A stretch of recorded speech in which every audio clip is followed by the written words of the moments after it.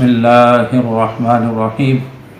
السلام علیکم ناظرین، کیا حال ہے؟ امید ہے آپ ٹھیک ہوں گے۔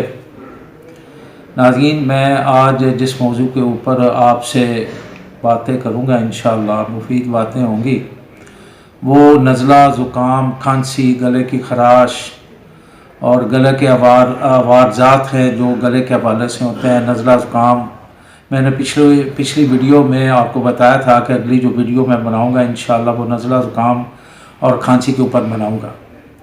ناظرین، یہ جو نسخہ میں پیش کر رہا ہوں آپ کے سامنے، یہ انشاءاللہ جتنی بھی پرانی کھانسی ہوگی، جتنا بھی نزلہ زکام، کیرا اور فلو وغیرہ ہوگا انشاءاللہ اس سے ٹھیک ہوگا۔ اور گلے میں جو خراش ہوتی ہے یا گلا خراب ہو جاتا ہے، گلے میں سوزش ہو جاتی ہے، یا خواتین کے رحم میں جو سوزش ہو جاتی ہے، جسم میں کہیں بھی سوزش ہو، یہ انشاءاللہ آپ یہ استعمال کریں گے تو اللہ کی مہربانی سے اللہ پاک خیر کرے گا، آپ کو شفا ہوگی۔ ناظرین، نسخہ بیان کرنے سے پہلے میں گزارش کروں گا کہ آپ میرے چینل کو لائک کریں، سبسکرائب کریں اور بیل کو بجا دیں۔ ناظرین، نسخہ نوٹ کر لیں۔ یہ سب سے پہلے بادیان ہے، ملٹھی ہے اور ہلدی ہے۔ ناظرین، یہ تینوں چیزیں 50-50 گرام لے کے آپ نے اس کو اچھے طریقے سے صاف کرنا ہے، صاف کر کے اس کا سفو بنانا ہے۔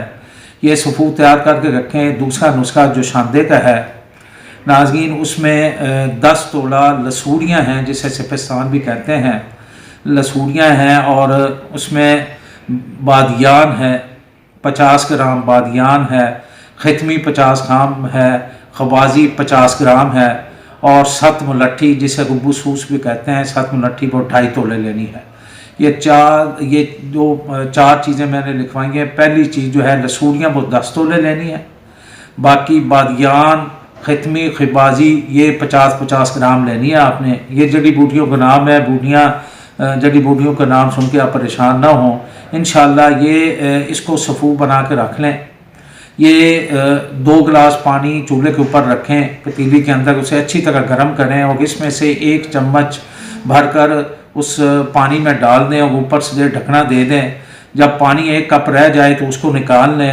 اگر آپ کے پاس شہد ہے اس کو پن لیں 1 کپ میں، اگر آپ کے پاس شہد ہے تو 2 چمچ شہد ملا کے، اگر شہد نہیں ہے تو گڑ 1 چٹانک لے کے اس کے اندر ڈال دیں۔ اگر گڑ بھی نہیں ہے ناظرین تو 2 چمچ چینی گھر میں تو موجود ہوگی، چینی ڈال کے اسے اچھے طریقے سے مکس کر کے، تو 1 کیپ جو پہلے صفوف آپ کو میں نے بتایا ہے، سونف، ملٹھی، ہلدی والا، تو اس میں درمیانے سائز کے کیپسول بھر لیں۔ وہ صبح دوپہر شام 1 کپ جو شادے کا، اور ساتھ 1 کیپسول ناظرین آپ وہ اس کے ساتھ استعمال کریں۔ انشاءاللہ تعالی اللہ کی مہربانی سے اس سے آپ کو شفا بھی ہوگی۔